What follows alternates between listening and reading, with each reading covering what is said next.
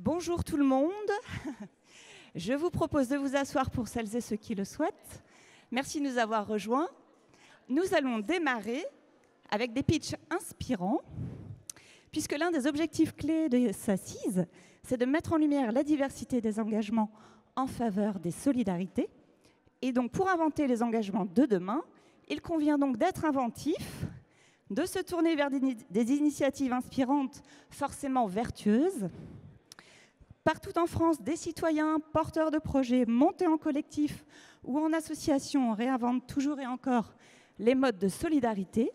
Vous allez découvrir 6 initiatives à travers les speeches inspirants qui vont vous être présentés et plonger dans ces solutions concrètes, opérantes, afin de nourrir vos réflexions et vos regards à venir, vos futurs échanges. Donc nous avons un timing un petit peu serré, l'idée étant que ça dure 10 minutes pour chacune. Donc vous allez assister à l'ensemble des présentations et ensuite interagir avec les intervenantes, les intervenants qui vont se présenter. On va démarrer de suite la première présentation avec vous, Christian Woodley. Bonjour, bienvenue. Alors Christian Woodley, vous êtes président cofondateur de l'Archipel des Sans-Voix, ou comment permettre aux exclus, aux personnes en situation de grande précarité vivant parfois dans la rue, de se faire entendre et participer au débat public. Donc Christian Woodley, vous allez nous raconter l'Archipel des Sans-Voix et avec quel outil vous imposez la voix des sans-voix et lutter par la même occasion contre les idées reçues et les préjugés qui sont nombreux. Précisons que votre association est composée de femmes et d'hommes originaires de partout en France. Bonjour, bienvenue, je vous laisse un micro puisque le vôtre est parti. Le mien est parti. Donc bonjour, merci d'être là. Donc je vais vous parler de l'Archipel des Sans-Voix. Alors c'est une structure, vous avez le logo, donc la slide suivante, merci. Donc c'est une association qui a été fondée en 2016. Son but, c'est de porter la voix, c'est-à-dire d'agir pour faire entendre et imposer dans le débat public la voix de tous ceux qui n'ont pas l'occasion de s'exprimer publiquement. Publiquement voulant dire en dehors de leur cercle habituel, Facebook, réseau habituel, etc. Et donc concrètement, ça veut dire agir pour ça, et puis aider ceux qui ne peuvent pas, ne veulent pas, n'osent pas s'exprimer à le faire. Donc ça, c'est nos buts. Je vais aller vite parce qu'on n'a que 10 minutes. Voilà. Donc, qui sont ces sans-voix? Alors les sans-voix, au début, on a voulu les qualifier, puis on a renoncé, parce qu'en fait, on rentre tous dans plusieurs cases qui s'interfèrent, etc. Donc les sans-voix, c'est plus généralement, donc je le reprécise, toutes les personnes qui n'ont aucun moyen de s'exprimer publiquement et qui ont des choses à dire ou qui veulent dire des choses et participer au débat. Alors effectivement, on constate à l'usage, puisqu'on a 6 ans, c'est que c'est plutôt des personnes en situation de précarité, de pauvreté, de privation d'emploi, de toit, etc. C'est plutôt ce type de population-là, mais pas que. Et j'insiste sur le « mais pas que ». Alors, quels sont nos moyens d'action pour imposer ces personnes dans le débat public, ou du moins les faire exister? Imposer, c'est un peu un objectif, mais enfin, faut être modeste. Donc, pour permettre à ces personnes de s'exprimer, le premier outil, l'outil phare pour nous, c'est un journal en ligne qu'on a créé, dont l'URL c'est ADSV, ce sont les initiales d'Archipel des Sans-Voix. ADSV. Vous tapez ça sur Google, vous tombez dessus. Donc, c'est un journal en ligne qui permet en fait à tout le monde de s'exprimer. Vous verrez sur le sous-titre du journal, c'est le journal pour et par les sans-voix. C'est important, pour et par, donc fait avec les personnes en question. Il faut savoir que les 2/3 de notre structure, ce sont des personnes en situation de précarité ou de difficulté ou d'exclusion ou autre. Et voilà, donc ce journal permet en fait de s'exprimer, de s'informer et surtout, alors que ce n'était pas du tout un début au début, à toutes ces personnes de se relier entre elles. Et ça crée des très beaux liens qui perdurent et qui vivent et qui a permis à l'un ou à l'autre de ces sans-voix de monter des projets qu'ils n'auraient jamais osé faire à distance ou tout seul. Donc ce journal en ligne, important. Donc je reviens, les différents outils, le journal en ligne bien sûr. On organise aussi des événements pour donner la parole aux sans-voix. Alors ces événements, ça peut être par exemple tous les premiers week-ends d'octobre, tous les ans, on organise ce qu'on appelle très pompeusement l'Université d'automne des sans-voix, qui est en fait un week-end où en fait toutes les personnes venant de toute la France qui veulent s'exprimer publiquement peuvent le faire, un peu comme ici. Voilà, ça se passe pour l'instant à Paris parce que c'est le moyen le plus direct pour tout le monde d'accéder à un même endroit. Donc on organise ces événements. Dans le cadre de cette université d'automne, nous organisons tout le samedi après-midi est consacré à ce qu'on appelle les causeries publiques, où les personnes prennent la parole. Ils ont 20 minutes pour exprimer ce qu'ils veulent, un témoignage personnel, un sujet qui les percute, n'importe pas. Parfois c'est très philosophique, parfois c'est très très personnel, parfois c'est un combat qu'ils mènent, importe peu. Et ensuite ils ont 20 minutes d'échange. Et on fait ça donc tout le samedi après-midi, le premier week-end d'octobre. Après on aide les sans-voix à participer à des événements organisés par d'autres. Par exemple, une personne précaire est invitée sur un plateau de télé ou dans une université d'automne ou d'été d'un parti politique. Eh ben, on l'aide à y aller, on finance, très concrètement, on finance ou on préfinance son déplacement. Parce que si vous êtes invité et qu'on vous dit on vous remboursera les frais dans 3-4 mois, il faut encore pouvoir avancer 200 ou 300 euros de TGV pour traverser la France. Donc on aide à ce qu'ils font. Notre but, c'est que les moyens matériels n'empêchent personne de s'exprimer.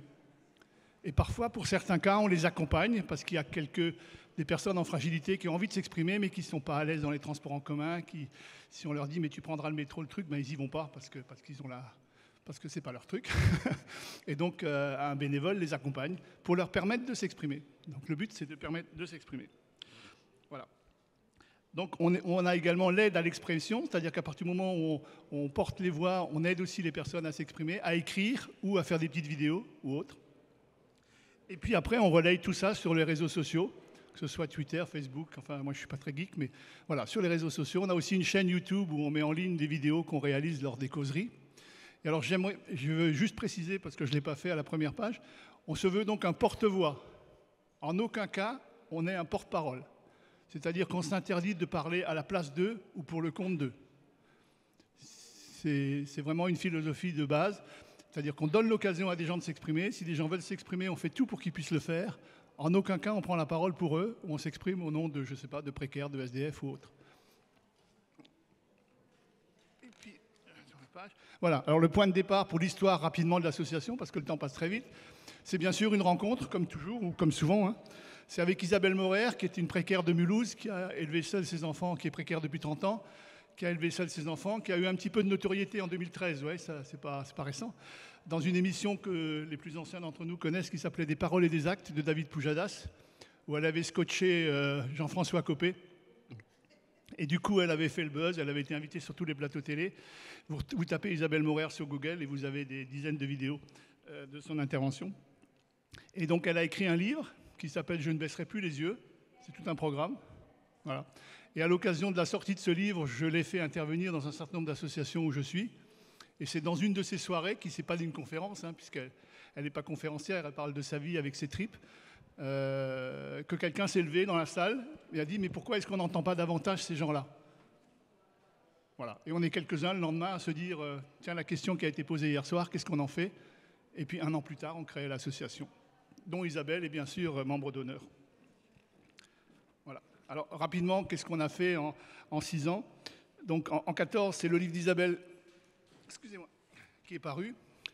En 2015, on a donc organisé cette soirée, enfin plusieurs soirées, mais dans l'une d'elles où elle pouvait présenter son livre pour un petit peu en vendre également, et puis le dédicacer, où la question s'est posée.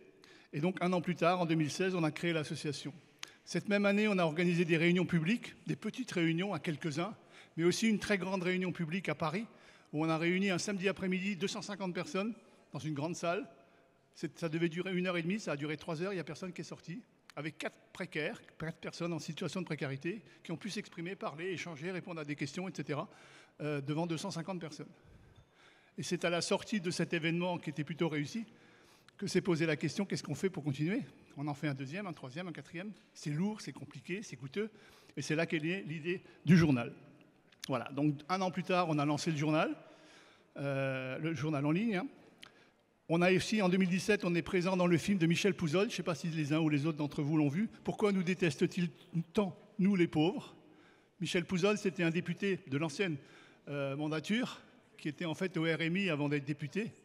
Voilà, et qui a d'ailleurs fait un bouquin qui s'appelle « Du RMI à l'Assemblée nationale ».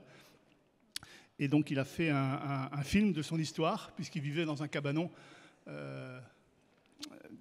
très difficile. Et voilà, une séquence est consacrée à l'archipel des Sans-Voix. En 2018, on était dans un autre film de Claire Lajeunie qui s'appelle « Pauvres de nous », qui a été diffusé sur la 5, qui est toujours accessible en ligne.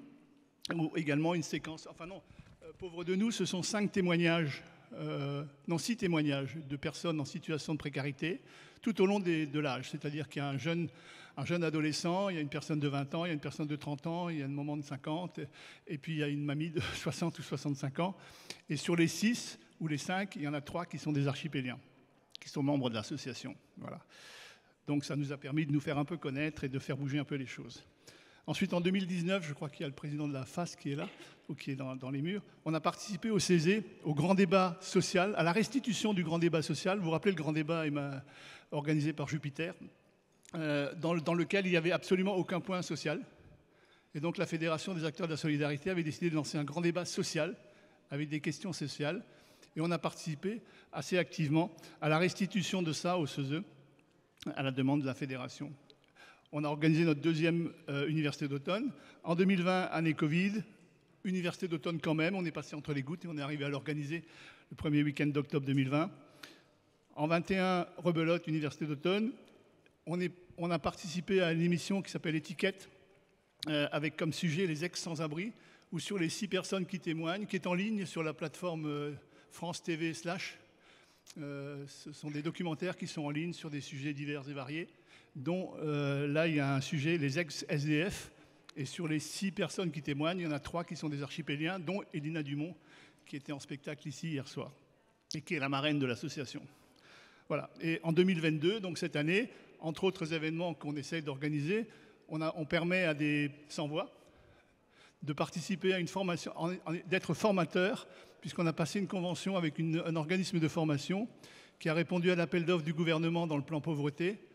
La formation, c'est la participation des personnes accompagnées à leur propre accompagnement.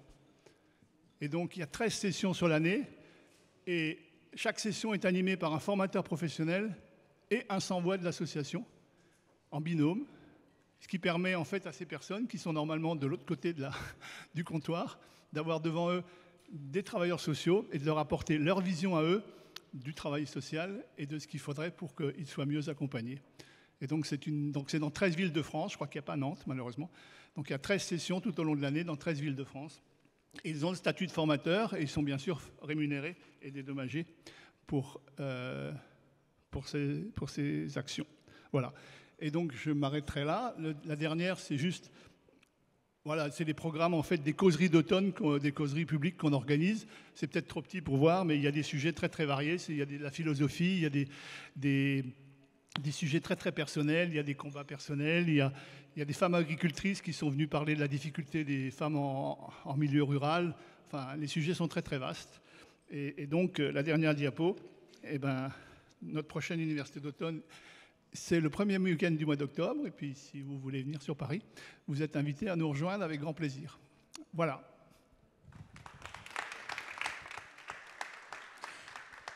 Parfait timing. Merci Christian Woodley pour l'archipel des sans-voix. N'hésitez pas à garder vos questions en tête pour la suite. L'idée étant de faire les présentations et puis après vous pourrez interagir avec chacune. On va poursuivre avec notre deuxième invitée, qui est ici présente, Charlotte Pasina. Bonjour, bienvenue ici, aux Assises des Nouvelles Solidarités. Donc Charlotte, vous êtes responsable développement et partenariat pour Lulu dans ma rue, une association qui a vocation solidaire et qui fonctionne comme une conciergerie de quartier, toute une logistique. Et vous êtes implantée donc un peu partout à Paris, dans différents quartiers.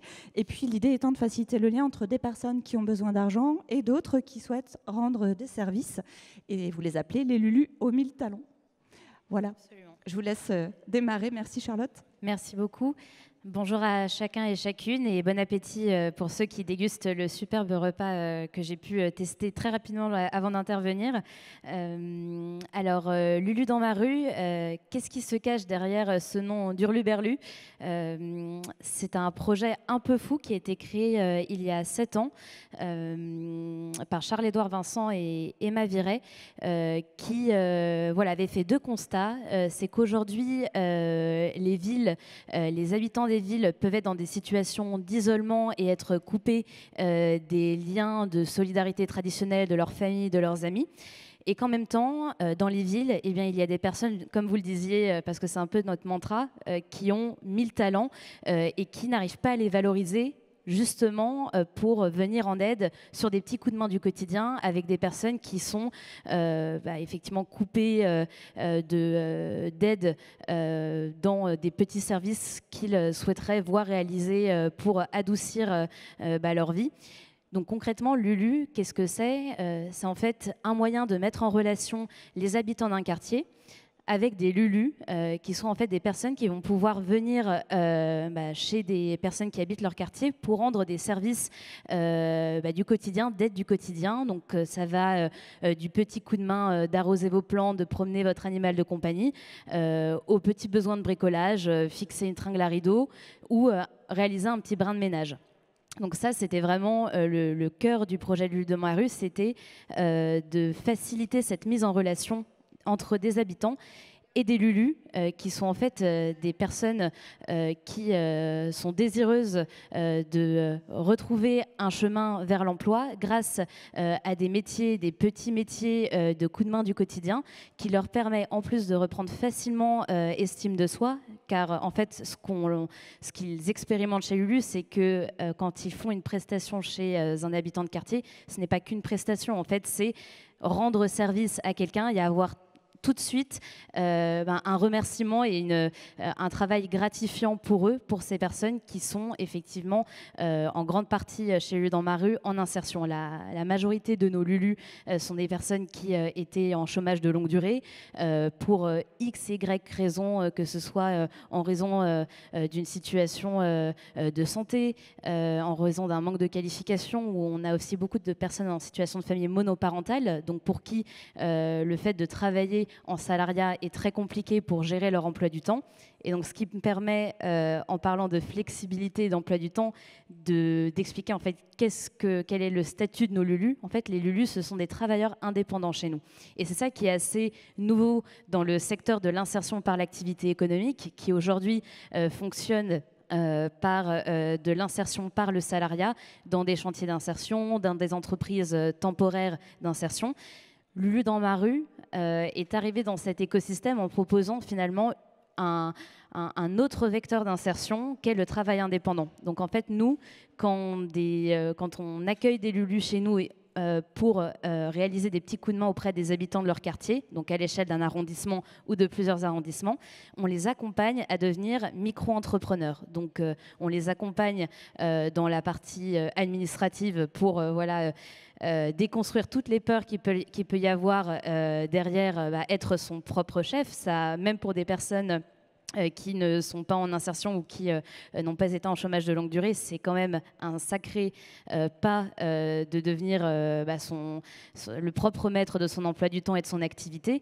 Et donc nous, le pari qu'on fait chez Lulu dans ma rue, c'est en permettant à ces personnes d'être accompagnées, d'être auto-entrepreneurs, d'être en direct dans une relation avec leurs clients. C'est une manière pour nous de leur permettre de déconstruire tous les préjugés qui peuvent se faire sur leur capacité d'agir et de valoriser leurs talents. Donc voilà, Lulu, on envisage aussi ça comme un tremplin. Certains Lulu ne sont pas auto-entrepreneurs, heureusement, à vie chez Lulu. Et d'ailleurs, la relation qu'on a avec eux est très souple. Ils peuvent, quand ils le souhaitent, ne plus travailler pour le compte de Lulu dans ma rue, mais soit revenir dans une activité salariée, car ils auront pu reprendre confiance en eux, soit passer un concours. Je pense à une Lulu récemment qui était Lulu Ménage chez nous et qui avait été uniquement bénévole dans son parcours précédent et qui voulait travailler dans la petite enfance. Pendant qu'elle était chez Lulu, on l'a aidée à passer le concours du CAPES et elle a pu obtenir un CDD en crèche juste après être partie de chez Lulu dans ma rue. Donc c'est ça aussi le projet qu'on porte, c'est de dire que la micro-entreprise pour l'insertion, c'est pas l'alpha et l'oméga. Ça peut répondre à des situations de personnes qui ont besoin de reprendre confiance en elles avant potentiellement de faire un autre travail. C'est aussi répondre à des situations financières d'urgence parce que, en fait, en leur permettant d'être micro-entrepreneurs, ils acceptent les prestations de leur quartier à leur guise, en fonction de leur rythme. Si effectivement ils ont par exemple des gardes d'enfants ou un autre métier en parallèle, c'est leur permettre d'avoir un complément de revenu au rythme et comme ils le souhaitent. Donc ça, c'est pour donner le cadre très, très général de ce qu'on fait chez Lulu. Et aujourd'hui, depuis qu'on s'est créé il y a 7 ans, Lulu dans ma rue, c'est 1000 Lulu sur différents métiers. Récemment, il y a 2 semaines, on avait la convention des Lulu. Donc c'est l'événement annuel qui nous permet de réunir tous nos Lulu parce qu'il reste des travailleurs indépendants. Donc ça reste des personnes qui, comme elles ne sont pas salariées chez nous, elles sont très indépendantes aussi dans leur manière de gérer leur activité. Et on ne les voit pas dans nos bureaux, justement. Donc ces événements, ça nous permet de les rassembler et de leur parler du projet du Lulu dans ma rue, ce qu'on ambitionne aussi en termes de déploiement, parce qu'aujourd'hui, on est à 7 ans, depuis 7 ans à Paris. Et voilà, depuis cette année, on est en train de commencer à se déployer à Lyon et Lille, et on aimerait bien, d'ici très vite, se déployer à Nantes, évidemment. Donc, ce qui est important de savoir, justement, par rapport à Lulu dans ma rue, c'est que cette communauté de Lulu qui s'est créée depuis la création de notre structure, c'est que nous, on ne veut justement pas que nos Lulus soient des travailleurs indépendants isolés dans la ville. Là, on répondrait tout sauf à notre objectif initial. Donc nous, notre objectif, c'est de leur permettre non seulement de sortir d'un certain isolement grâce à leur activité économique, mais aussi en intégrant une communauté de pairs qui est celle des Lulu, puisque chez Lulu, on a plusieurs événements qui leur permettent de se réunir et de se retrouver, puisqu'ils sont dans leur cadre d'activité seuls. Donc, ils peuvent se retrouver lors des événements organisés par les animateurs de quartier. Donc, ça me permet de parler de nos chers animateurs, qui sont en fait les animateurs de nos différents kiosques que nous avons dans l'espace parisien. On a 10 kiosques aujourd'hui dans Paris, qui sont en fait des lieux gérés par nos animateurs de quartier. Et en fait, les animateurs de quartier, ça va être vraiment le point d'ancrage de nos Lulus entre 2 prestations. Ils veulent faire une petite pause café, ils veulent avoir un conseil sur l'application qu'on leur met à disposition pour gérer leurs commandes et leur planning. Ils vont voir leur animateur de quartier. Ils peuvent y retrouver d'autres Lulus qui sont aussi passés voir leur animateur. Ils peuvent aussi retrouver d'autres Lulus dans le cadre d'apéros de quartier qui sont un peu la marque de fabrique de Lulu pour partager dans la joie le fait de faire partie de Lulu dans ma rue. Et ce qui est aussi essentiel à savoir à propos de Lulu dans ma rue, puisqu'on est aux assises de la solidarité, quand je vous disais que près de la moitié de nos Lulus sont en insertion, on a effectivement toute une autre partie qui n'est pas en parcours d'insertion professionnelle, mais qui reste accompagnée chez Lulu dans ma rue, comme je vous disais, sur la partie administrative, gérer leur micro-entreprise, se donner des objectifs de chiffre d'affaires, tout simplement pour leur permettre aussi de progresser dans leur activité, comment progresser dans leur relation avec leurs clients, comment monter en compétences dans leur activité métier, bricolage, ménage ou travaux d'intérieur. Donc ça, c'est vraiment un accompagnement dont bénéficient tous nos Lulus. Et pour les Lulus qui sont en insertion chez nous, ils ont un accompagnement supplémentaire qui est assuré par nos chargés d'insertion professionnelle qui, eux, leur permettent de lever tous les freins à l'emploi qu'ils peuvent rencontrer, que ce soit des problématiques liées au logement, au surendettement ou des problématiques de santé. Donc l'objectif, c'est vraiment de dire, OK, nos Lulus sont micro-entrepreneurs, sont des travailleurs indépendants, mais on leur propose, on veut leur offrir un cadre sécurisant dans le cadre de leur micro-entreprise. Parce que voilà, aujourd'hui, pour beaucoup, micro-entreprise peut être signe de précarité aussi. Hein, c'est quand même, on est souvent sous le coup des critiques d'ubériser l'insertion. Donc voilà, c'est pour ça que j'en parle aussi avec vous aujourd'hui, pour vous faire comprendre que nous, on œuvre justement à faire en sorte que la micro-entreprise ne soit pas précarisante pour nos Lulus, puisqu'on est dans un accompagnement choisi, puisque les Lulus, voilà, ils viennent chez nous pour être accompagnés et ils suivent les formations qu'ils le souhaitent. On est vraiment dans cette démarche de tremplin et de sécurisation de leur micro-entreprise. Et donc l'objectif pour nous, c'est certainement pas justement de fragiliser, de les fragiliser, et bien au contraire, c'est de les autonomiser et de leur redonner confiance et estime en eux-mêmes. Voilà, j'en ai fini pour présenter Lulu dans ma rue. Je passe peut-être la parole à quelqu'un d'autre. Passage de relais. Merci beaucoup. Merci Charlotte Passina. Lulu dans ma rue. Alors on poursuit avec André Biche. Bonjour. Voilà, vous attrapez le micro. Alors, André Biche, vous assurez la vice-présidence de l'association PSSM France. PSSM pour Premier Secours en Santé Mentale. Vous avez élaboré un programme très pointu, ouvert à tous, généraliste, pour sensibiliser et assister dans son environnement propre les personnes qui vivent des troubles psychiques et agir en conséquence. Sur l'ensemble du territoire, vous avez accompagné plus de 25 500 secouristes à travers votre réseau de formateurs, autour de 500 formateurs. Donc c'est une démarche citoyenne qui vise notamment à une meilleure prise en charge des troubles psychiques en France. Et vous allez nous raconter cette aventure. Bonjour à toutes et à tous. Peut-être pour commencer, simplement un point de repère. Je ne suis pas très certain de mon chiffre, mais je crois que Nantes, c'est à peu près 400 000 habitants. Ben, sachez que dans l'année qui vient, 100 000 de ces habitants vont traverser une période où ils vont être fragilisés dans leur santé mentale. Et pour autant, moins de la moitié vont aller chercher de l'aide. Voilà un des enjeux de la diffusion du programme Premier Secours en santé mentale. Ce programme, il a été inventé en Australie il y a 20 ans. Et il y a 3 ans, 3 associations, Santé Mentale France, auxquelles j'appartiens, l'UNAFAM, qui représente les familles et amis de personnes en difficulté, et l'IMFIP, un organisme de formation, ont décidé de s'associer pour créer PSSM France et introduire ce programme en France. Alors, peut-être que tout simplement, je vais développer les choses après, mais j'ai envie d'envoyer une petite vidéo pour expliquer ce qu'est PSSM.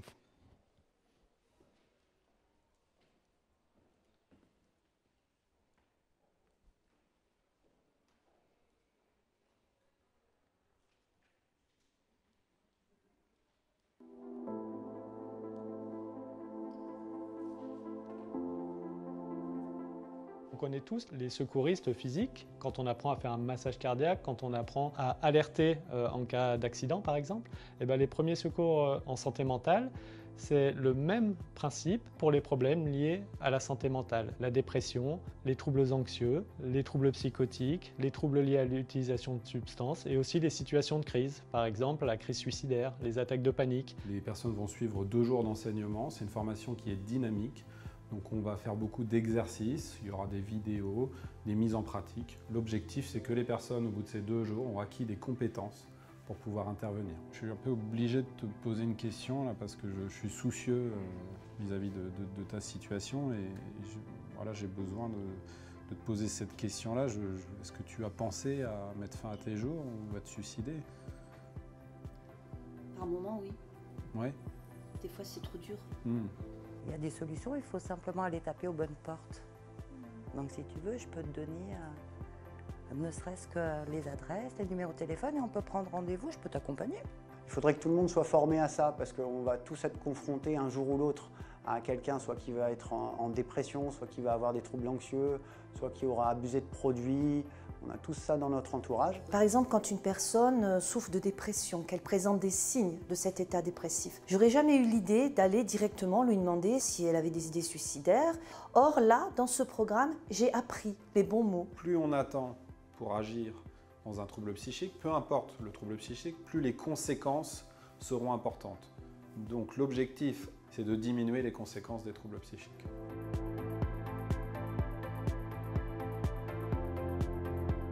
Ce qui me plaît, c'est la mobilisation citoyenne, c'est l'idée que la maladie psychique n'est pas l'apanage de quelques-uns, mais c'est bien le problème de toute la société. La première formation a eu lieu en avril 2019 seulement. Et déjà, il y a plus de 1000 personnes formées, tellement la demande est forte. Ce dont il faut bien avoir conscience, c'est que ce programme est nouveau.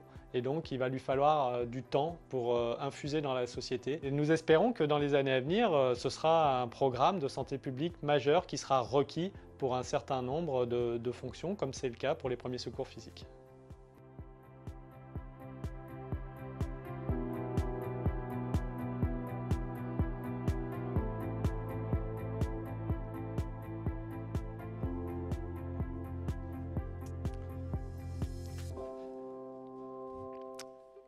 Donc vous avez compris qu'effectivement, plutôt qu'un diaporama et de l'ombre, ce petit film résume ce que sont le programme Premier secours en santé mentale.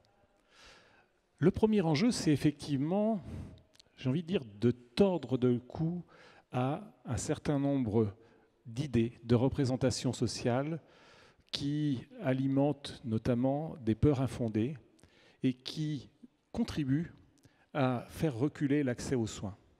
Donc, plus il y a de gens qui, dans la société, vont être formés et vont avoir cette information sur le côté pas si grave que ça d'avoir un souci de santé mentale, parce qu'effectivement, bon nombre de personnes vont se rétablir et retrouver une existence normale, même après avoir traversé des épreuves difficiles dans leur santé psychique. Et puis d'autres ont des soucis plus passagers, mais s'ils ne sont pas pris en charge, ils risquent de s'enquister.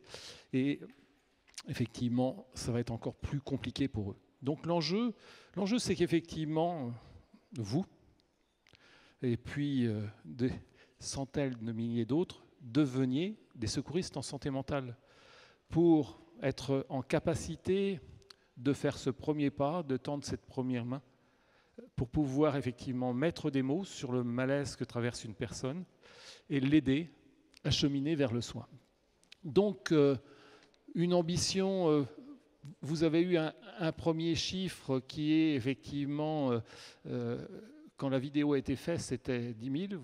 Aujourd'hui, c'est 25 000 secouristes qui ont déjà été formés en 3 ans, et malgré une période un peu compliquée, 2020, 2021, je ne sais pas si ça vous évoque quelque chose. Mais l'objectif, c'est qu'en France, on arrive en 2030 à avoir au moins 1% de la population qui soit formée à ces gestes de premier secours en santé mentale. 1%, c'est quand même 700 000 citoyens, quasiment, qui doivent être formés. Donc, il y a encore une marche importante, mais on serait bien modeste si on n'avait pas cette ambition-là, puisque les Australiens, eux, ils sont rendus à 3% de la population. Donc, on n'est pas plus nul qu'eux, on devrait y arriver à ce chiffre-là. Il faut savoir qu'effectivement, quand on dit une personne sur 4 touchée par un problème de santé mentale, les troubles anxieux, c'est 14% de la population qui sont touchés. La dépression, presque 7%. Les troubles liés à l'usage de substances, c'est presque 5%. Et puis, les troubles psychotiques, entre 1 et 2% de la population. Donc, vous en croisez tous les jours des gens qui sont en difficulté dans leur santé mentale, soit de façon modeste, soit effectivement qui peuvent même être en crise, et là, l'intervention rapide est importante. Donc, ce programme, il va être diffusé. J'espère que vous en serez les ambassadeurs. Il y a aujourd'hui 500 formateurs disponibles en France. Il y en a dans la région nantaise, et j'espère qu'il y en aura un peu plus, parce qu'on peut y accéder. Dans les perspectives aussi, je dois signaler que l'association PSSM France va de la même façon que ça s'est produit dans d'autres pays, puisqu'il y a 25 pays à travers le monde à diffuser cette formation, va engager aussi des formations spécifiques pour les professionnels qui travaillent auprès des jeunes, pour un programme pour les adolescents eux-mêmes. Ça sera en 2024. Et puis, il va y avoir d'autres programmes aussi, et notamment l'accompagnement du sujet âgé. Donc, si vous voulez en savoir plus, www.pssm France, et vous avez toutes les informations pour devenir secouriste, pour devenir formateur. Et je pense qu'effectivement, il y a au moins 25 qui vont s'inscrire dès demain.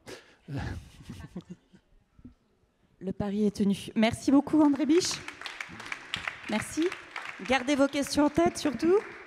Alors, on poursuit cette session inspirante avec notre prochain invité. Bonjour Sabrina Toiti. Alors vous êtes coordinatrice coordinatrice médico-sociale auprès de Paris en compagnie.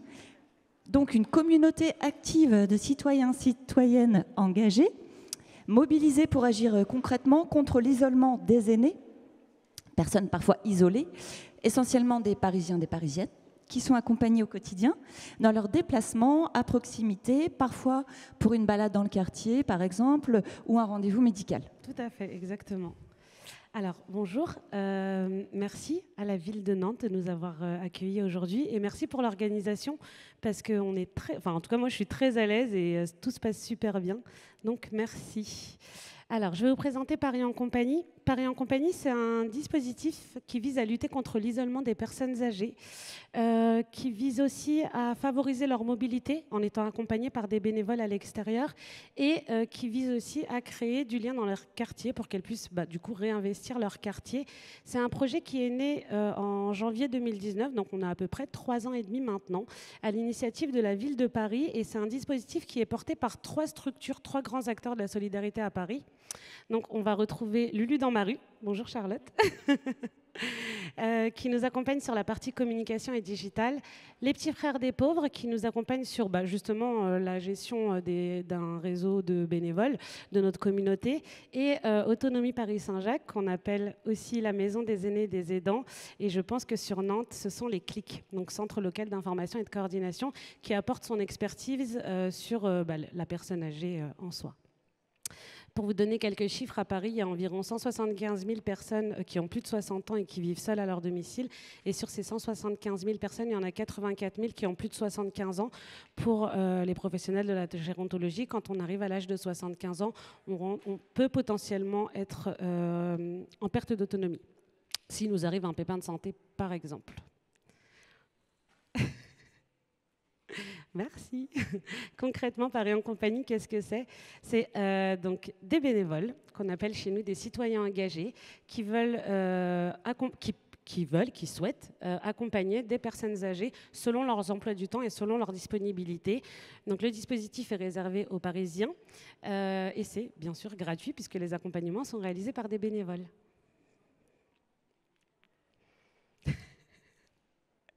On propose 4 types d'accompagnement, donc des accompagnements loisirs qui vont permettre de créer du lien social ou de garder le lien social, des accompagnements médicaux qui vont permettre toujours de garder le lien social, mais aussi permettre à des personnes âgées de rester dans un parcours de soins ou de réintégrer un parcours de soins, par exemple, aller chez son médecin traitant, parfois ça peut être très difficile. Des accompagnements administratifs qui vont permettre en tout cas aux personnes âgées de connaître leurs droits et d'avoir accès aux ouvertures de droits. Et on a également les appels de convivialité qui vont permettre de garder le lien pour les personnes âgées qui ont plus de problèmes de mobilité, mais qui sont aussi isolées. Alors ça, c'est le process pour devenir citoyen engagé. Donc je sais qu'ici, ça va être un petit peu difficile pour vous, puisqu'on est à Nantes, mais c'est surtout pour vous dire que c'est très simple. Il suffit de s'inscrire sur le site Paris en compagnie ou tout simplement de télécharger l'application Paris en compagnie, de participer à une réunion d'intégration qui est obligatoire. Et suite à cette réunion, les bénévoles peuvent accéder aux accompagnements via l'application Paris en compagnie. Alors ça, c'est une démo de l'application. Donc vous voyez que c'est une carte qui est géolocalisée avec tous les accompagnements qu'on propose. Donc en rouge, les médicaux, en jaune, les loisirs, en bleu, les administratifs, en vert, les appels de convivialité. Et là, le bénévole peut choisir d'accompagner cette personne. Petite précision, seuls les bénévoles qui ont assisté à la réunion d'intégration peuvent accéder à l'application. Là, si vous téléchargez l'application, vous n'aurez accès à rien. Voilà, ça c'est une mesure de sécurité qui est normale. Paris en compagnie, c'est plein de jolies histoires. On a des aînés qui sont là depuis le lancement. On a des binômes qui se sont créés, des relations. Enfin voilà, on a des aînés qui voient des bénévoles, le même bénévole depuis déjà 3 ans et demi. On a aussi des aînés qui nous disent non, moi j'aime bien avoir quelqu'un de différent chaque semaine parce que comme ça me permet de rencontrer des nouvelles personnes. Mais c'est pas que ça. En fait, pendant les accompagnements, les bénévoles peuvent ou voient, en tout cas, peuvent identifier des besoins chez la personne âgée, nous les faire remonter. Et nous, à ce moment-là, on va pouvoir les réorienter vers les partenaires du territoire en fonction du besoin qui aura été identifié, de la problématique. Ça, c'est quelque chose qu'on sait faire aussi. Voilà. Paris en compagnie, ce n'est pas que des accompagnements, c'est aussi une communauté, des événements. On invite régulièrement donc, cette communauté d'aînés et de bénévoles et même de partenaires à nos événements, donc, qui peuvent être tout simplement aller manger, aller boire un verre, aller au musée, une sortie qu'on aura organisée de façon collective, de kermesse. On organise une kermesse, par exemple, la semaine prochaine sur le 13e arrondissement. Et à côté de ça, on a aussi à cœur de donner à nos bénévoles des billes et des outils pour faire des accompagnements, pour mieux faire leurs accompagnements. Et on leur propose d'assister ou de participer à des formations, notamment sur le vieillissement ou sur les premiers secours, par exemple, ou bien avec des costumes de simulation au vieillissement. Vous pouvez voir la photo qui s'affiche. Voilà ce que je peux dire sur Paris en compagnie.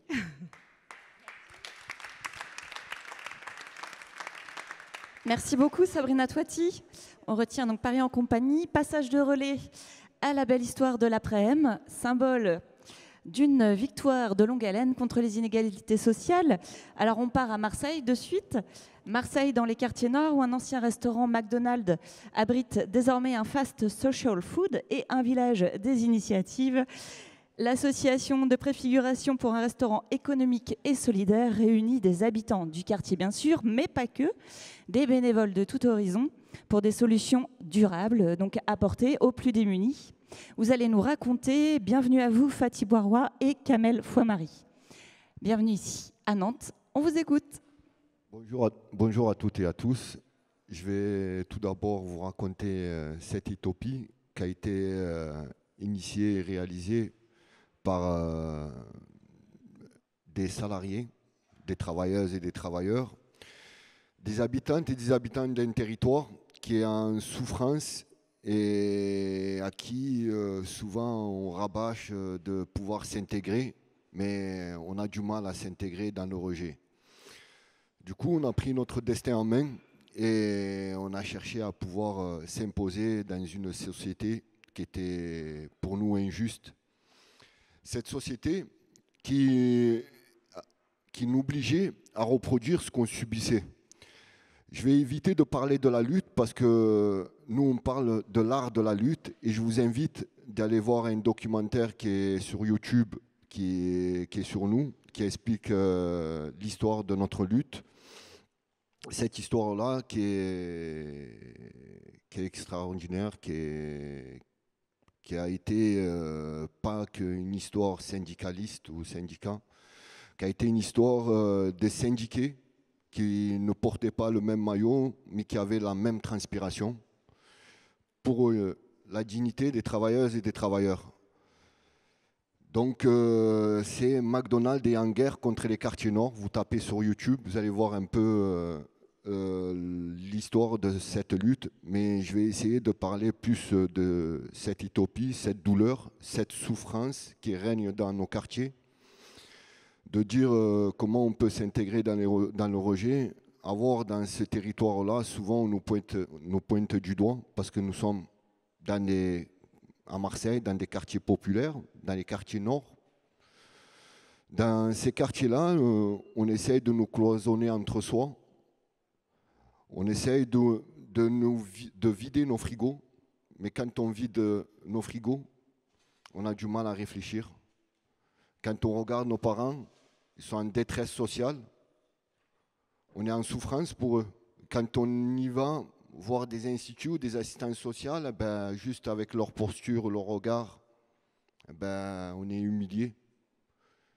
Et de ce constat, on a réalisé que on n'a pas le choix que d'en sortir des voyous low cost. Cette jeunesse qui perd sa vie ou qui s'entretue, qui ont perdu la raison, ou qui se prostituent, ou qui se radicalisent. De se dire, nous, habitantes et habitants de ce territoire, j'ai travaillé pendant 23 ans. Pendant 23 ans, ce restaurant m'a aidé à gagner ma subsistance, m'a aidé à reprendre confiance en moi. J'étais en échec scolaire.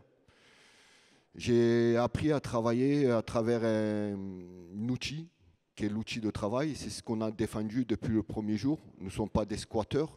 Nous avons préservé l'outil de travail pendant ces 3-4 dernières années pour montrer à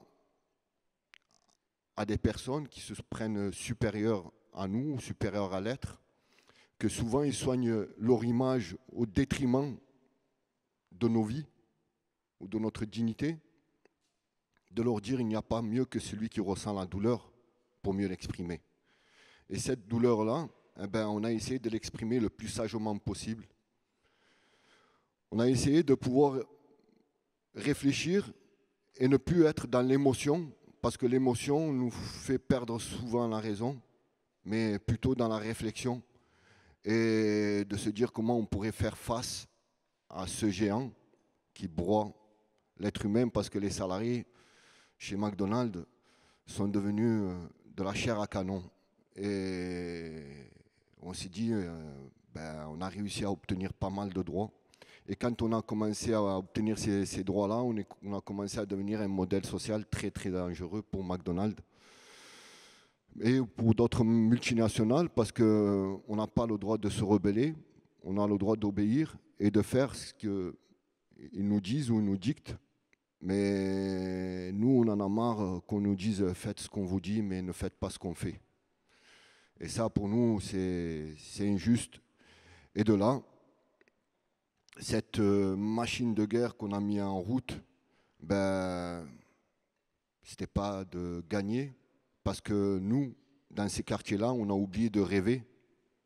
Parce que pour rêver, il faut arriver à pouvoir se nourrir correctement, à pouvoir être respecté.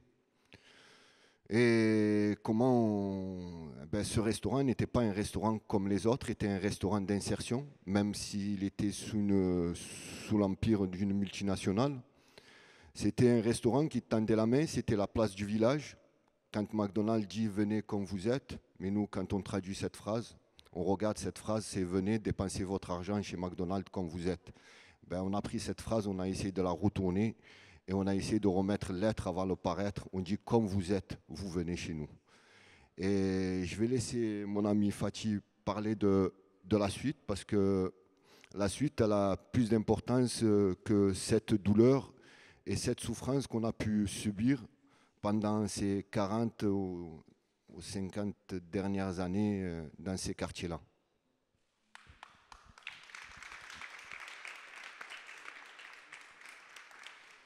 Juste après cette partie émotion, parce que c'est une grosse émotion sur le quartier, cette histoire. En réalité, ce qui s'est passé, c'est que McDonald's s'est mis en faillite volontairement pour ne pas poursuivre l'activité. Ce restaurant a été occupé, donc nous avons été squatteurs, il faut le dire clairement, occupés, une négociation a eu lieu, et finalement on est arrivé vers la fin avec des gros chèques. Au-delà de ces chèques-là, on est arrivé aussi au Covid. Et pendant le premier confinement, les habitants du quartier, les petites associations et les salariés ont décidé de réquisitionner le lieu pour faire de la distribution alimentaire. Et nous avons reçu une aide assez extraordinaire des petits commerçants, des habitants, des agriculteurs, pour nourrir les gens, un peu comme partout en France, hein, on n'était pas exceptionnel pour ça. Mais on a nourri 100 000 personnes pendant 5 semaines à partir de nos drives où les gens amenaient dans chacun des quartiers marseillais des produits alimentaires. Au bout des 5 semaines, quand le confinement se termine, on se dit mais qu'est-ce qu'on fait de cet outil-là? Il appartient à qui? Il appartient au territoire ou il appartient encore à McDo? Et notre idée est de dire qu'il faut qu'il appartienne aux habitants de ce quartier. Et on décide de lancer une société citoyenne immobilière, qui est en réalité une association, et en invitant tout le monde à venir nous aider à acheter le lieu, en participant avec 25 € à une part du peuple. C'est le nom de notre association. Et au bout de cette idée, il y avait le fait que ce lieu-là devait revenir aux habitants et de poursuivre tout ce qu'ils pouvaient faire de la solidarité. Mais nous, on a fini par préférer le mot entraide, parce que c'était les habitants du quartier qui étaient là, c'était les petites associations. Et c'est vrai que le mot de solidarité, même s'il est très beau, il fallait en chercher un autre, utiliser un autre pour montrer que c'était les habitants et les salariés qui se prenaient qui prenaient leur destin en main. Et en plus, les gens continuent à venir dans les locaux pour pour leur distribuer de l'alimentaire. On a distribué tous les jours, pas tous les jours, tous les lundis, 1200 colis sans aide publique et sans aide de fondation privée, uniquement avec les petits dons et avec les cagnottes. On a fait ça et en même temps, on a attendu de lancer notre opération de souscription, mais au bout d'une semaine, après 2500 adhésions à notre projet, on a eu la ville de Marseille qui a pris le pari d'acheter et de s'organiser avec McDonald's pour racheter le lieu afin de développer un projet sur ce lieu avec des habitants. On a travaillé on continue aujourd'hui encore, tous les lundis, il y a des distributions alimentaires, il y a encore des activités, il y a un certain nombre d'activités qui sont nées là, qui sont parties. Par exemple, les infirmières qui venaient nous aider et qui venaient chercher de l'alimentaire pour aller amener à leur patientèle pendant le confinement et puis la suite, ont créé la maison des infirmières dans nos locaux. Il y a eu toute une série d'initiatives. On avait aussi toutes les personnes, un peu comme vous, qui se sont proposées d'aller amener à domicile aux personnes les plus en difficulté des colis. On appelle ça, nous, le Uber solidaire. Attention, notre mot Uber, ça veut dire union bienveillante d'entraide pour les repas solidaires. On aime beaucoup les acronymes parce qu'après M, ça veut dire Association de préfiguration pour un restaurant économique et social. Après McDo. Donc voilà, on est beaucoup là-dessus. Et cette communauté, parce que du coup de la girafe, c'est une communauté qui est composée d'habitants du quartier, d'artistes. Et le mode de gouvernance, je vais vous le dire, c'est simplement des assemblées qui se réunissent pour faire un boulot. Et c'est dans ces lieux-là qu'on décide. C'est ceux qui ont fait le boulot qui décident des activités à faire, du projet. Le conseil d'administration n'est là que pour valider, bizarrement. On a un mode de gouvernance très particulier parce que c'est dans ces lieux-là que les habitants peuvent s'exprimer. Et là, le projet actuel, c'est de vider très vite ce restaurant de tous les aliments qu'on y avait mis, etc., de le préparer pour en faire un fast social food qui va employer, je pense qu'à partir du 1er septembre, une trentaine de salariés, 7 ou 8 anciens salariés qui étaient là et qui sont restés sur le carreau de McDonald's. Le reste, ce sont des bénévoles en précarité pour une part, qui seront en emploi solidaire, et des jeunes du quartier d'en face, dont certains qui pourraient être des choufs ou des... On essaye effectivement de... Parce qu'on est juste en face des cités, c'est-à-dire que vraiment, on est au milieu de la ZUP numéro 1. Donc notre idée, c'est de faire ça. Ça c'est en train d'avancer. On a eu du mal à avoir les prêts parce que notre démarche reste encore subversive malgré notre volonté de nous intégrer autrement dans le système. Donc ce restaurant est prêt aujourd'hui pratiquement à fonctionner. On n'attend plus que les avances de trésorerie parce que les dons qu'on nous a fait, nos 3700 personnes qui ont mis 25 €, ne suffisent pas pour tout payer. Donc à côté... On a dit, mais en même temps, ce restaurant rapportait tous les mois 300 000 €. Quand bien même nous ferions rentrer 180 000 €, nous allons dégager des bénéfices, des excédents. Et ces excédents pour nous, on va faire certes de l'économie sociale et solidaire avec notre resto, mais surtout de l'entraide avec les surplus. Et on a décidé donc de sortir la distribution alimentaire qu'on va continuer. On va y rajouter une cuisine conviviale et collective, parce qu'on vous l'a dit, un McDonald's, il n'y a pas de cuisine, c'est un truc de montage. Et comme on ne veut pas acheter dans l'agroalimentaire, il va falloir se faire nous-mêmes nos frites auprès des agriculteurs qui nous ont aidés, on va acheter les patates, et tout ça va être fourni par le village, et ce village est animé par les gens qui viennent chercher des colis. Et ils recevront des chèques associatifs, d'emploi associatif, pour compléter leur RSA ou leur AH, etc. C'est-à-dire qu'on essaye de voir comment, au plus possible, démultiplier ces petites aides pour compléter le pouvoir d'achat des personnes. Ensuite, nous avons, en plus de cette cuisine qui sert pour les maraudes, 6 ou 7 maraudes marseillaises utilisées jusqu'à présent dans nos lieux, mais on va le faire dans la cuisine. On s'est dit, mais en même temps, on est en train de produire du déchet, autant avec le restaurant, mais déjà avec la distribution alimentaire, bientôt avec la cuisine. On se dit, le problème, c'est qu'on ne va pas jeter ça à la poubelle, on va faire une conserverie pour pouvoir produire des confitures, etc. Bon, je ne vais pas rentrer dans le truc, du jus de fruits. Et puis, comme dit Kamel, il faut qu'il n'y ait aucun déchet à la fin, ça serait extraordinaire.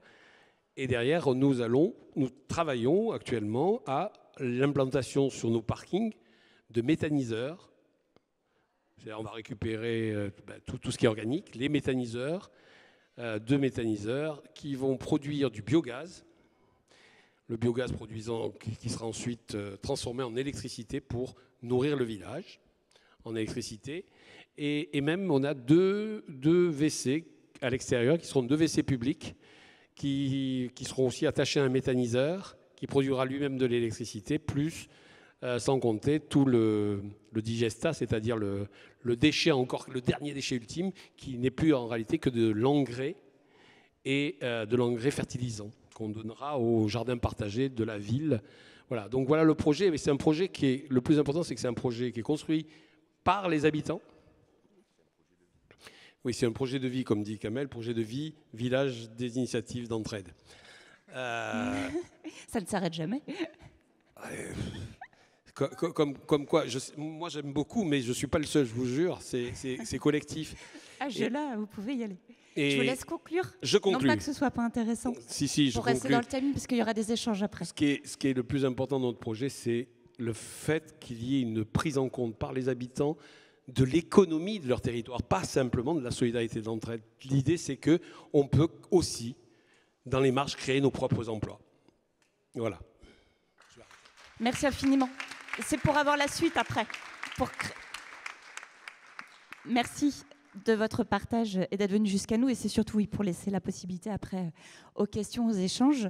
On va terminer avec le 6e pitch inspirant.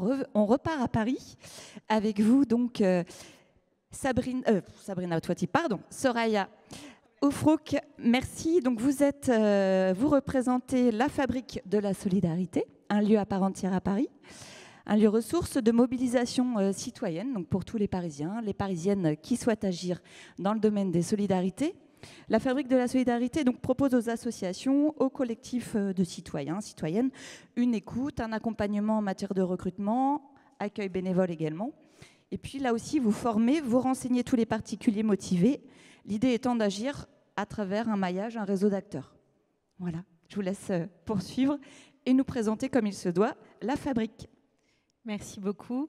Bonjour à toutes et à tous. Merci beaucoup à la ville de Nantes pour son invitation et puis surtout pour cette très belle initiative. C'est toujours très agréable d'avoir des temps comme ça qui nous permettent aussi chacune de faire des pas de côté, de pouvoir se réunir, de pouvoir penser, de remettre en question aussi quelquefois nos projets ou de se laisser inspirer.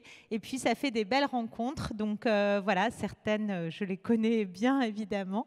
Et je connais bien aussi les projets évidemment très, très, très intéressants et très inspirants qui sont développés.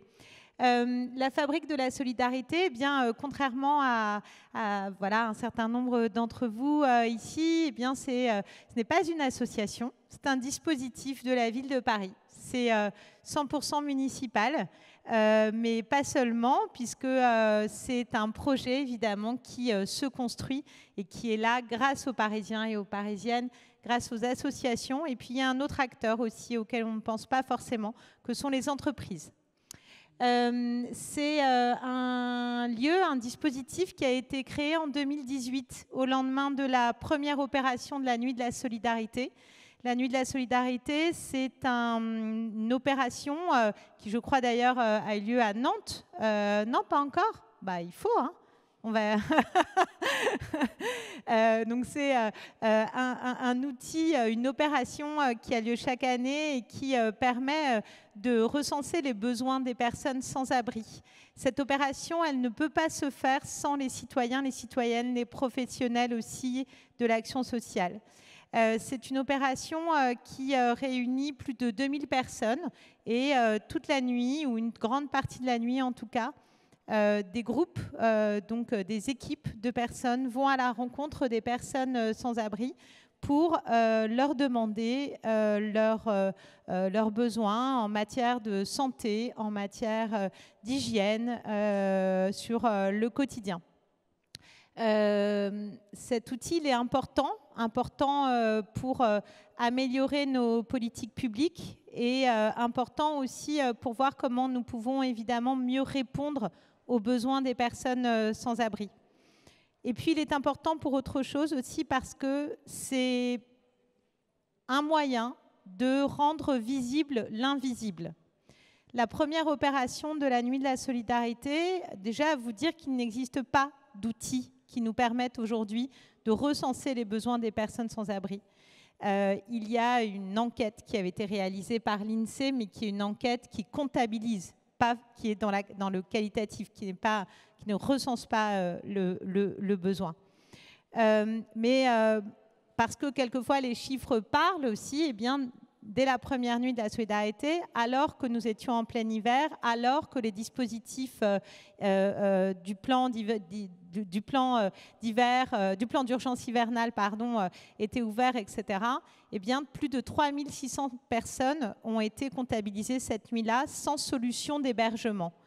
Ça permet de se dire que quelquefois, certaines prises de parole pour nous dire qu'il n'y a pas ou moins de personnes sans abri, ben on est encore très loin du compte.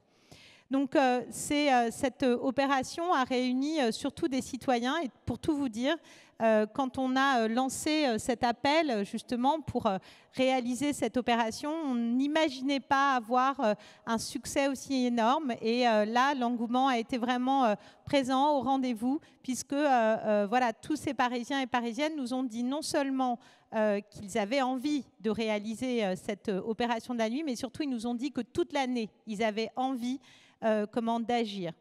Des moyens d'agir, des manières d'agir, il en existe. Il y a des associations qui recrutent des bénévoles chaque année.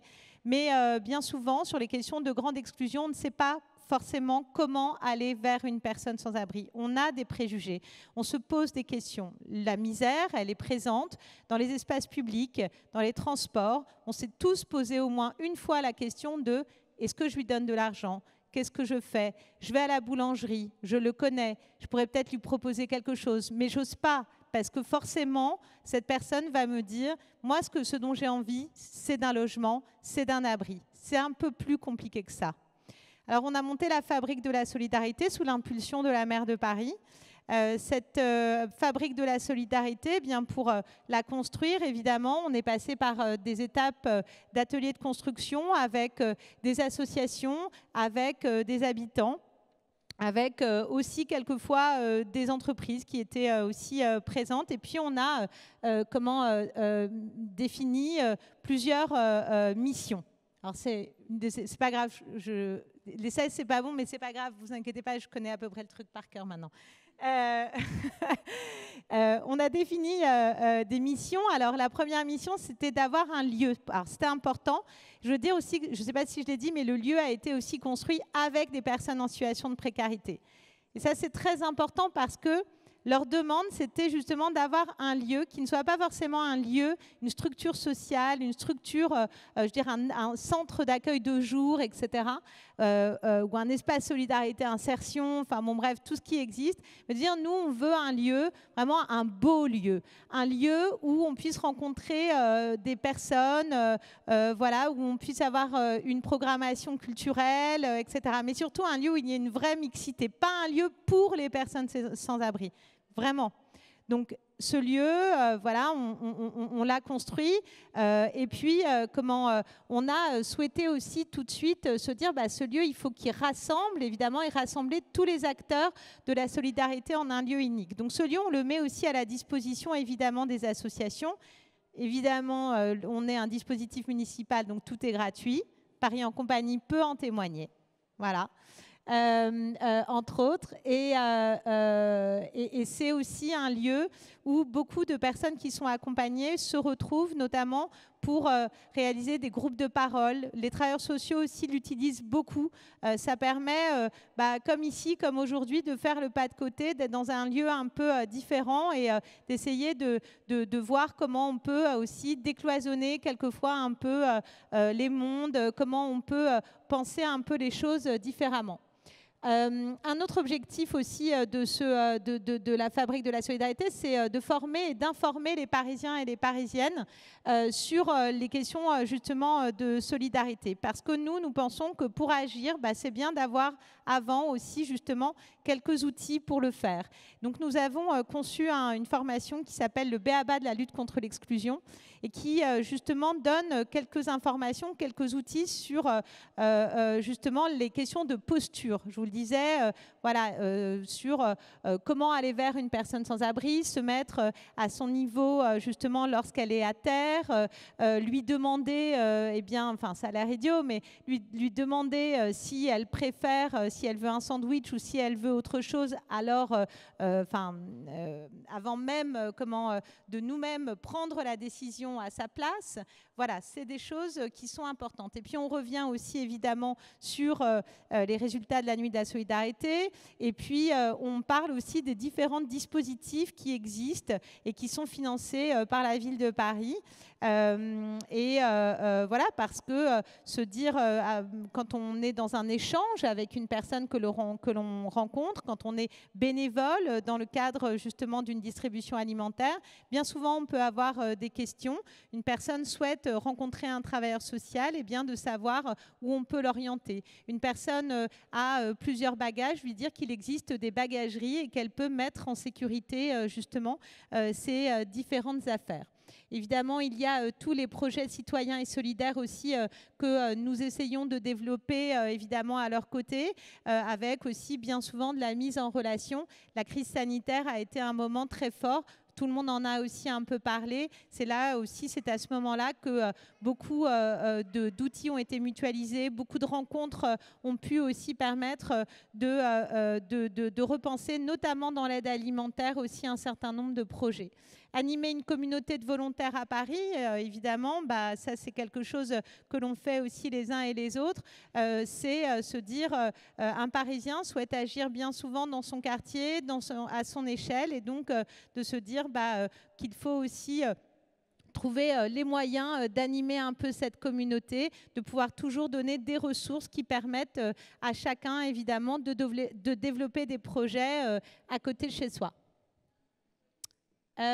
J'ai mis des différentes slides où je mets, ça c'est quelques chiffres. Donc aujourd'hui la Fabrique, c'est 15 000 Parisiens et Parisiennes qui reçoivent régulièrement une newsletter avec des propositions pour agir. Donc les missions sont organisées, sont proposées par arrondissement. Il y a près de 3 900 Parisiens maintenant qui ont été formés, qui sont prêts à agir, qui ont les outils pour le faire, soit dans des associations, soit de manière individuelle. Et puis, c'est un lieu avec des événements et une programmation. Je voulais juste vous montrer différentes manières de temps, différents temps aussi de la Fabrique. On organise des collectes parce que justement pour répondre à cette envie d'agir, à ces nouvelles formes d'engagement, souvent on se dit qu'on n'a pas forcément le temps de le faire.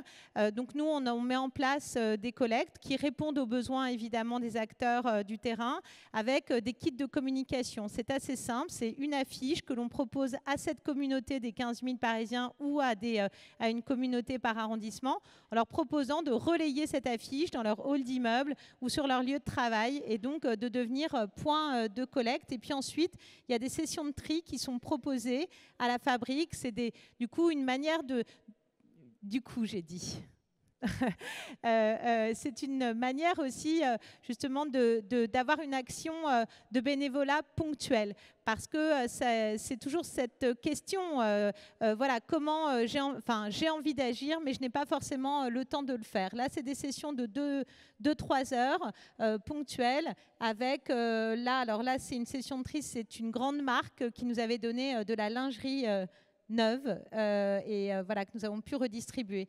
Là aussi, un autre exemple aussi de partenariat avec des entreprises, un groupe hôtelier qui, évidemment, pendant la crise sanitaire, s'est retrouvé avec beaucoup de stocks de gel douche, etc. Et alors, quand ils sont venus me voir, je dis, écoutez, c'est merveilleux, vous avez un trésor, puisque ce sont des petits formats de gel douche, etc. Et pour celles et ceux qui ont déjà réalisé des maraudes, eh bien, savent que, évidemment, l'idée, c'est d'avoir comme ça des kits d'hygiène avec des petits formats. C'est vraiment précieux et à distribuer aux personnes qui sont dans la rue.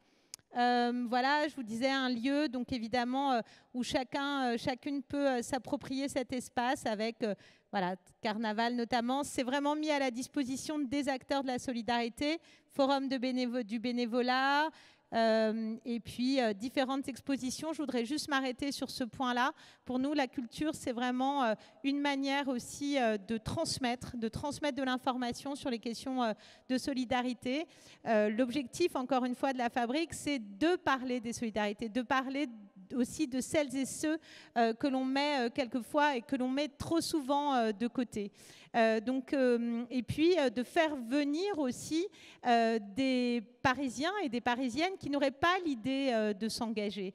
Donc c'est un peu ça, c'est vraiment d'être cette première porte d'entrée, puis après des portes d'entrée, il y en a plein. Il y a Paris en compagnie, il y a Lulu, il y a tout un tas d'associations Archipel qui agissent justement auprès des personnes sans abri. Donc nous, c'est d'aider à faire ce premier pas, à faciliter cet engagement, et la culture est un moyen de le faire. Un mini focus. Évidemment, sur les dernières années, je crois que les uns et les autres, nous avons été aussi tous mis à contribution sur les différentes crises qui se sont succédées, la crise sanitaire, et puis là, à Paris, il y a eu aussi, la ville de Paris s'est organisée, comme d'autres villes, pour accompagner l'accueil des réfugiés ukrainiens. Pour cela, assez rapidement, nous avons mis en place une collecte de produits de première nécessité, donc avec l'appui aussi des mairies d'arrondissement, et puis surtout avec l'appui de la mobilisation citoyenne. Parce que sans eux, rien n'est possible. Et donc, voilà, une affiche que l'on peut mettre dans son hall d'immeuble. Vous dire quand même quelques chiffres importants. Donc, on a dû ouvrir évidemment une plateforme logistique de tri. Tout a été organisé par des bénévoles qui voilà, venaient de manière ponctuelle et d'autres finalement sur la durée. Plus de 600 mètres cubes de dons ont été collectés. 3 convois de denrées alimentaires et de produits d'hygiène sont partis vers la Pologne et l'Ukraine. Ce sont plus de 2250 volontaires qui sont aujourd'hui encore mobilisés. Mais ça, les collectes, les dons, nous, c'est toute l'année. Là, c'est vrai qu'on répond à une situation de crise et de plus en plus, parce que c'est aussi Paris, on est aussi dans une situation où les crises se succèdent. Et donc, la Fabrique a fait évoluer aussi beaucoup sa manière de faire, sa manière d'agir, et devient de plus en plus aussi un opérateur qui appuie sur ces moments de crise, qui accompagne aussi les acteurs de la solidarité. C'est ce qui s'est passé pendant la crise sanitaire. Je tiens à dire que pendant la crise sanitaire, beaucoup d'associations qui étaient effectivement dans une situation difficile, parce que cette question du bénévolat aussi, aujourd'hui, nous réinterroge. Les profils de bénévoles sont en train de changer, et la crise sanitaire a démontré qu'il fallait absolument donner la possibilité à chacun et à chacune, évidemment, de faire et d'agir. Plus de 7000 Parisiens se sont inscrits auprès de la Fabrique de la Solidarité à ce moment-là de la crise sanitaire, dans les 3 premiers mois, pour justement continuer les activités d'aide alimentaire, de maraude, etc. Merci. Merci Soraya Froc. Nous allons donc nous donner du temps. Vous donner du temps aussi pour interagir. C'est l'occasion peut-être d'approfondir avec autant de présentations, d'initiatives vertueuses. On voit bien que ça peut essaimer un peu partout. Peut-être ça vous interroge, peut-être ça fait tilt en vous disant tiens, on tient là quelque chose. Est-ce que vous souhaitez poser toute question qui est la bienvenue? On va vous laisser avec un micro le micro va circuler. Donc allez-y spontanément, il n'y a pas de mauvaises questions, bien au contraire. Je remercie au passage l'ensemble des présentations de qualité et forcément inspirantes, c'était l'intérêt. Vous êtes une foule en délire, vous pouvez le faire. Je tiens à le dire, vous avez des questions. On se donne ce temps-là. Merci. Bonjour. Bonjour. J'avais juste une question pour Lulu dans ma rue. Savoir que les personnes restent Lulu le temps qu'ils veulent. Est-ce que vous avez vu des personnes, grâce à ce passage Lulu dans ma rue, avec le statut d'auto-entrepreneur, de pouvoir en faire vraiment leur activité principale et quitter, pourquoi pas Lulu dans la rue, mais vraiment, ça a été un précurseur pour asseoir leur activité et puis voler de leurs propres ailes après. Bonjour, absolument. C'est effectivement Lulu dans ma rue, ça a été le moyen pour des personnes de confirmer une voie dans la micro-entreprise qui font qu'elles ont décidé, après avoir été quelques temps chez nous, de ne plus avoir Lulu dans ma rue comme presque porteur d'affaires et de clients et d'être à leur propre compte. C'est surtout le cas pour les Lulu, bricots et travaux d'intérieur. Pour nos Lulu ménages, où on a effectivement à la fois des hommes et des femmes, mais les femmes sont plus représentées, et chez les Lulu bricots et travaux d'intérieur, ce sont plus les hommes. Mais effectivement, c'est plus chez les Lulu bricots et travaux d'intérieur où ça a pu, j'ai pas des chiffres précis, mais j'ai des exemples en tête de personnes qui ensuite sont devenues, en fait, se sont orientées vers l'artisanat. Ont été confirmées dans cette voie-là grâce au tremplin qui a été Lulu dans leur parcours. Allez-y sur les récits, les interpellations, les questions concrètes ou sur le fond. Moi, un grand merci à l'après-m parce que vraiment, ça me relance dans l'utopie. Oser l'utopie. Et ça se fait à plusieurs. Et pour ma part, dans mon parcours de militante, par exemple, l'accueil inconditionnel, ce n'était pas quelque chose que j'avais comme possible dans mes revendications. Et c'est vraiment par la folie de certains, par l'utopie de certains, et en se mettant ensemble qu'on dépasse nos limites, quoi. Merci, vraiment. Vous voulez réagir, messieurs ? Excusez-moi. Nous, c'est carrément dingue parce que nous ne prenons aucune donnée sur les personnes qui viennent récupérer des produits alimentaires. On se refuse de leur demander des papiers. Celui qui se présente en urgence comme ça, il nous dit j'ai faim, on regarde ce qui nous reste dans nos colis, dans nos frigidaires, etc. Et on sert de toute façon toute personne qui se présente, même si elle est arrivée en Rolls-Royce. Ce n'est pas notre problème. Ça, c'est le premier point. Et d'ailleurs, on va avoir un problème bientôt parce qu'on demande une habilitation, puisque pour l'instant, nous n'avons même pas d'habilitation. Nous n'avons pas reçu 1 centime public et nous n'avons pas accès à la banque alimentaire. Le problème, c'est que quand on va avoir accès à la banque alimentaire, comment on va faire ? Et là, les seules réflexions que nous ayons, c'est il faut que ça reste anonyme, il faut que toute personne qui... Et donc, on a un vrai hiatus, c'est-à-dire comment on fait pour aller... Parce que, en plus, certains de ceux qui ont des colis sont aussi ceux qui servent les autres. Et certains disent, je ne veux pas donner d'informations. Et parmi, c'est Soraya qui parlait tout à l'heure des collectifs citoyens, un certain nombre de collectifs citoyens vont distribuer de l'alimentaire, ils n'ont pas envie d'argent public, on n'a pas envie qu'on les embête, et on a tendance à se dire, il faut qu'ils soient des professionnels, il faut contrôler, et on a cette tension qu'il faut avoir, et c'est extrêmement important. Et on va vous parler d'utopie. On a essayé de chercher dans le dictionnaire, dans les histoires, un mot qui dise que c'est notre lieu. Alors on ne l'utilise pas parce que ça fait trop intello. C'est une hétérotopie. Est-ce que vous savez ce que c'est ? Je ne sais pas si quelqu'un sait ce que c'est une hétérotopie. Non, une hétérotopie, c'est le lieu où se déroule l'utopie. C'est l'imagination de l'enfant, la cabane de l'enfant qui est justement le lieu de ses rêves. C'est ça, une hétérotopie. C'est un truc qui sort en 1966. C'est un intellectuel français qui l'a sorti. Et on a essayé de chercher pour se dire comment on se définit nous-mêmes. Ce matin, on faisait un débat sur les tiers-lieux, les lieux, etc. Mais pour le de la girafe. On s'interroge beaucoup, on prend beaucoup de temps entre nous. Et tous les samedis matins, on a une réunion avec tous les gens qui veulent, et puis on discute de ces choses-là. Des fois, ça déborde sur le plan politique, mais ça nous paraît important, même quand on est dans la galère, de pouvoir s'exprimer et de pouvoir surtout se dire comment on s'accepte les uns et les autres sans stigmatisation. Il l'a dit tout à l'heure. C'est extrêmement important. Je sais que tout le monde se dit, mais ils ne parlent pas de ce qu'ils font. Ils parlent de leurs intentions et de leurs choix. Mais c'est extrêmement important. On ne donne pas tous de la même manière. Et c'est vrai qu'expliquer ça aux gens à qui on donne, qu'en réalité, ils nous donnent plus que ce qu'on leur donne, c'est extrêmement important. Donc je vous remercie de souligner la question, de l'inconditionnalité, mais la deuxième, c'est le rapport que nous avons avec les autres. Et Archipel pourrait nous en dire même beaucoup, parce que donner la voix, c'est déjà énorme. Mais alors, faire en sorte qu'ils soient les acteurs d'une utopie, c'est encore mieux. Rêvons ensemble, mais très rapidement, je vous laisse avec une dernière intervention, monsieur, et puis après on va conclure.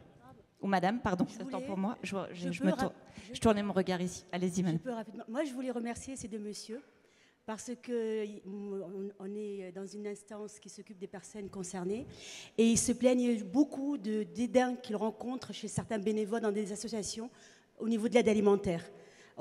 C'est comme si on jetait parfois la chose, vous savez, sans aucun respect ni quoi que ce soit, sans tenir compte, je veux dire, du ressenti de la personne là. Je trouve que c'est formidable ce que vous avez fait là. Et je voulais, par rapport au fonds public, vous me dites, moi je me rappelle d'un jeune président candidat à l'époque, il disait aux jeunes du quartier, dans les QPV, faites le travail, je vous donnerai les moyens.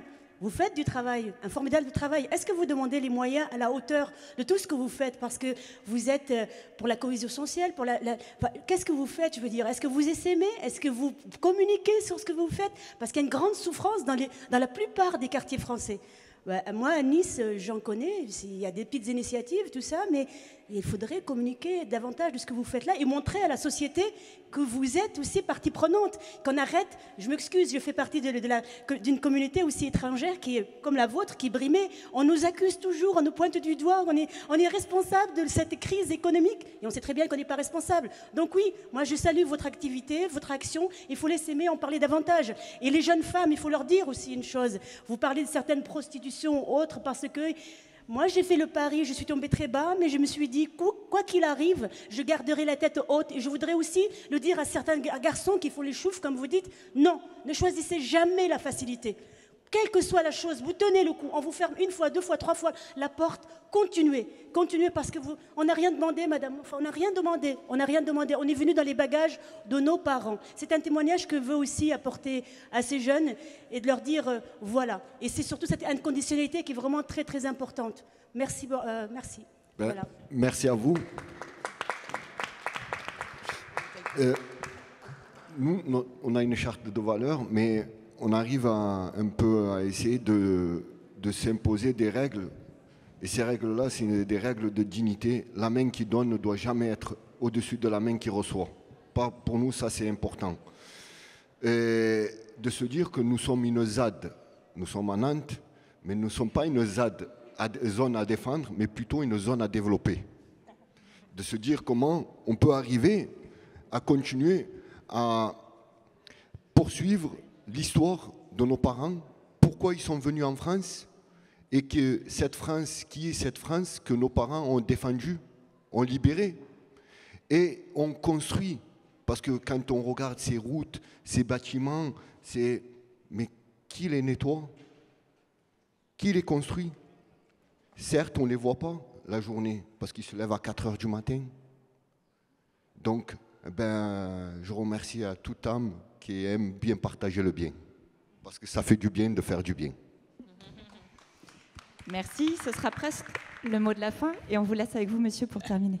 Je voulais juste rendre justice à Michel Foucault, parce que, voilà, mais je n'ai lu qu'un auteur dans ma vie, c'est Michel Foucault, et je trouve que la notion d'hétérotopique est très peu connue et très intéressante, des lieux autres, des autres lieux où il se développe des actions en dehors des normes habituelles. Et si vous le cherchez, c'est dans Dit et écrit de Michel Foucault. Il y a plusieurs tomes, mais vous chercherez cette notion d'hétérotopie. Je trouve qu'elle est extrêmement intéressante. Et merci d'avoir rappelé Michel Foucault, même si vous ne l'avez pas noté. Merci. Merci infiniment pour l'ensemble de vos interventions, aussi bien les représentants de l'ensemble de ces initiatives qui portent et qui vont essaimer. Longue vie à tous vos projets. Portez-vous bien et puis on se donne rendez-vous pour les prochaines conversations à venir. Bonne journée à tous. Merci pour votre écoute. Merci.